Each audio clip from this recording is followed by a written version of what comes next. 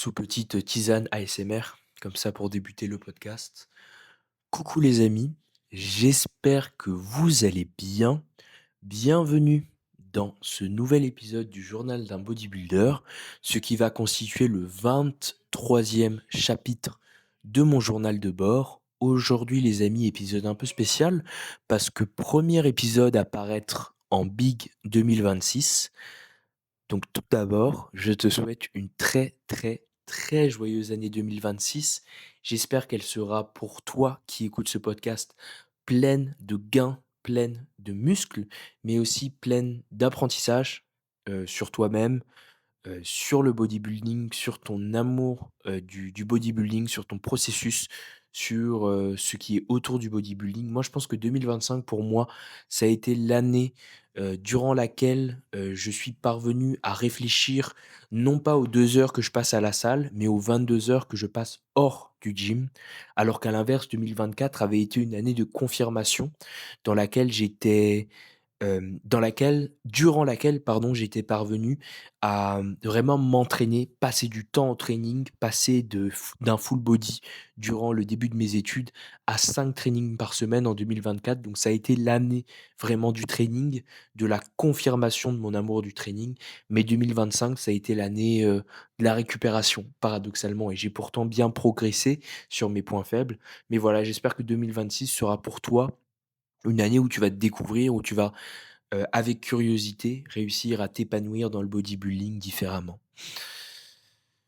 Ce qui nous amène, au sujet du jour, pour ce podcast. Podcast qui sera très court, mais qui s'inscrit un petit peu dans, la répétition de cycles.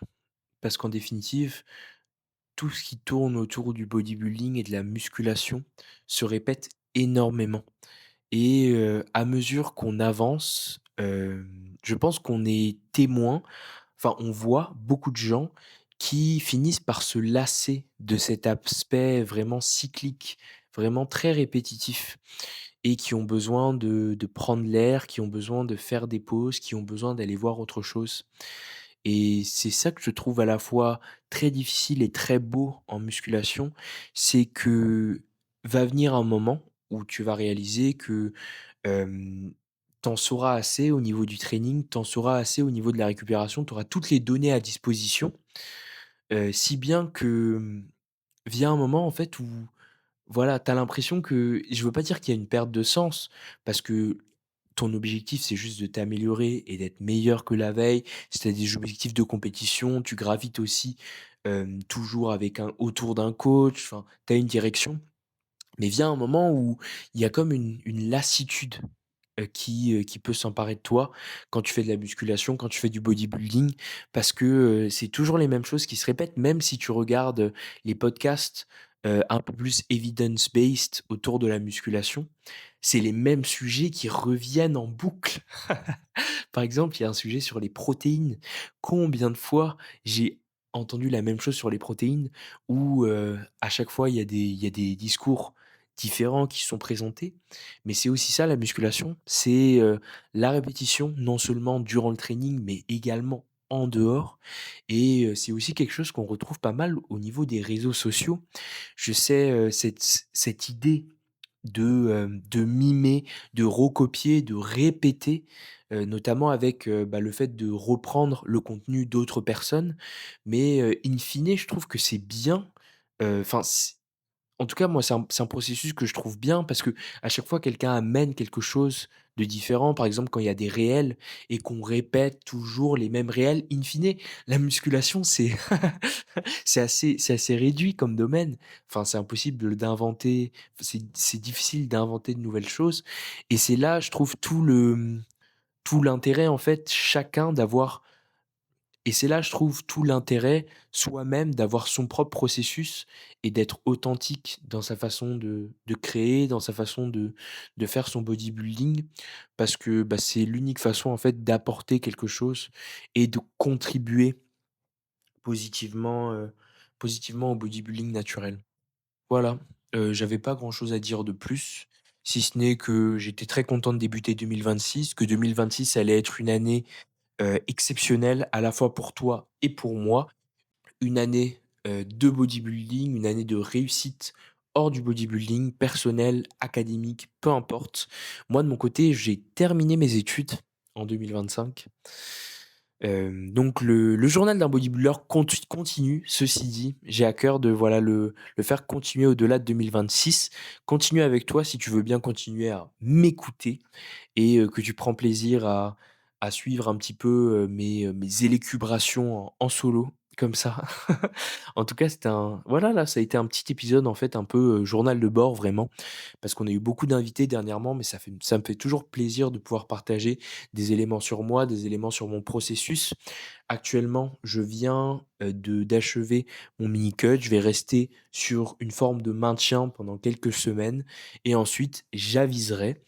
Je l'ai dit dans un vlog, je le répéterai probablement dans un vlog, mais il y a la possibilité pour moi de monter sur scène l'année prochaine.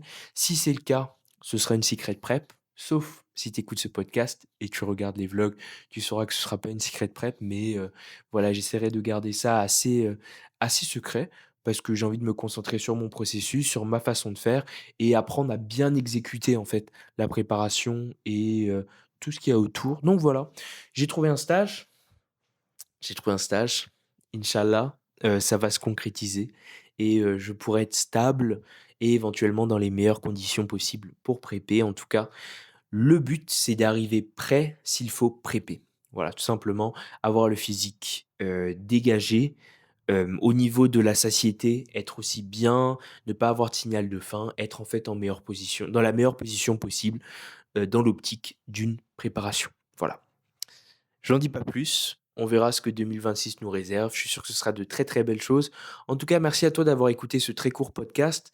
Si tu t'ennuies quand tu fais de la musculation, va voir ailleurs, juste fais autre chose. Moi, ça m'a fait vraiment du bien, à des moments pendant l'année académique, notamment quand j'avais beaucoup de travail et une forte charge, une forte pression. Ça m'a fait vraiment beaucoup de bien de ne pas aller en salle un jour, 2 jours, 3 jours. 4 jours, bon 5 jours ça commence à faire beaucoup.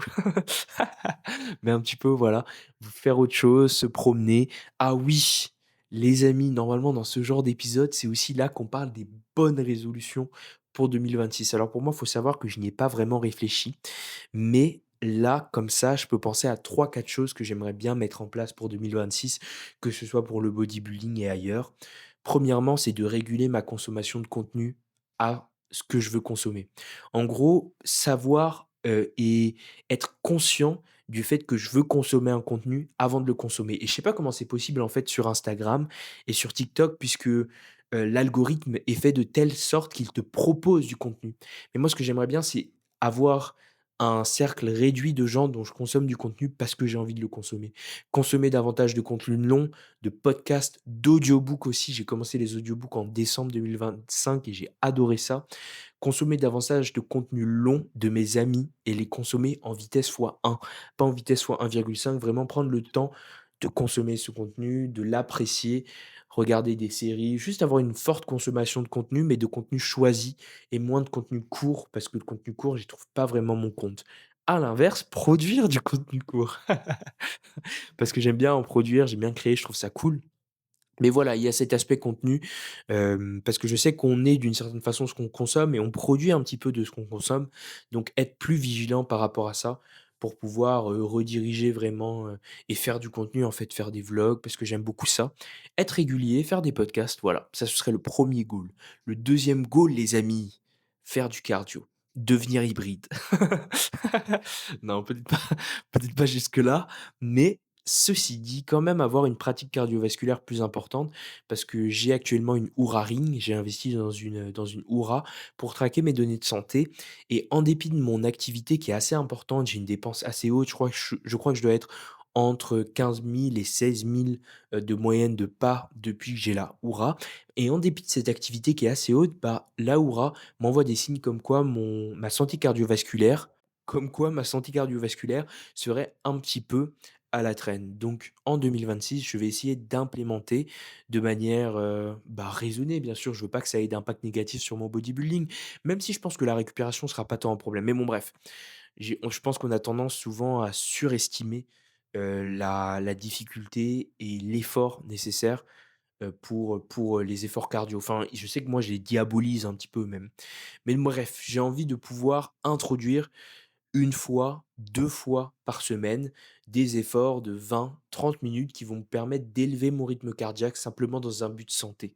Pour pouvoir me sentir mieux au quotidien. Pendant la prep aussi, je sais qu'il va falloir poser si je suis amené à monter sur scène et le posing, c'est également extrêmement cardio, donc il va falloir travailler sur ce rythme cardiaque, ça c'est certain, pour être meilleur et pour ne pas être essoufflé sur scène, ne pas suer comme un godet ou co je ne sais quoi, bref. Voilà, donc être, meilleur, avoir une meilleure santé cardiovasculaire, m'améliorer de ce côté-là, sans pour autant devenir hybride. Ça, c'est vraiment, attends, je vais boire un petit peu d'eau là. Un petit peu de tisane d'ailleurs, petite tisane reposante.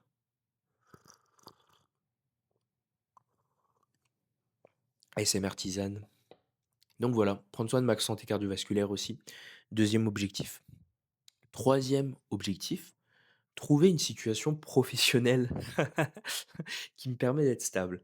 Parce que voilà, j'achève mes études. Je sais qu'il y a pas mal de gens aussi qui vont être un petit peu à la croisée des chemins de ce côté-là. Donc le but, ce serait de trouver une situation où je peux à nouveau avoir une stabilité pour 1 an, 2 ans avant d'aller chercher encore une fois une autre situation pour davantage de stabilité. L'année prochaine, il y a peut-être la possibilité pour moi d'aller étudier à Bruges, de continuer mes études ou à l'inverse de commencer à travailler, de faire la préparation des concours, je ne sais pas encore, de lancer un coaching en ligne et de m'éduquer dans cette direction. C'est également l'un des buts de l'année 2026 et peut-être même le quatrième but, lancer un coaching en ligne et m'éduquer. Je pense que j'ai un gros travail d'éducation à faire, mais plutôt au sens, parce que j'ai la curiosité pour tout ce qui est podcast et tout, mais plutôt au sens peut-être écrire, apprendre et simplement faire preuve d'humilité pour pouvoir, bah, voilà, moi aussi prétendre à accompagner d'autres personnes, dans leur processus de bodybuilder et le dernier objectif de l'année 2026. En fait, mes objectifs, ils sortent de ma tête comme ça. Je les ai vraiment pas préparés, mais ce serait de profiter au maximum du processus parce qu'en in fine, quand même, c'est des années qui passent et on peut plus revenir en arrière.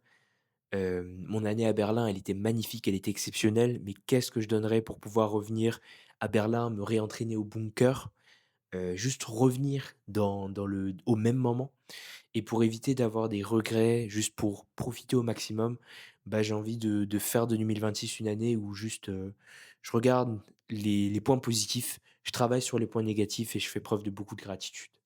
Voilà, gratitude maxing, tout se termine par le gratitude maxing.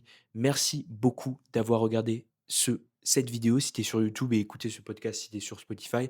N'hésite pas à mettre les 5 étoiles, à liker, à commenter. Et moi, je te retrouve très bientôt dans un nouvel épisode du Journal d'un Bodybuilder. C'était Louis-Mathieu François. C'était LMF, c'est plus simple. Ciao.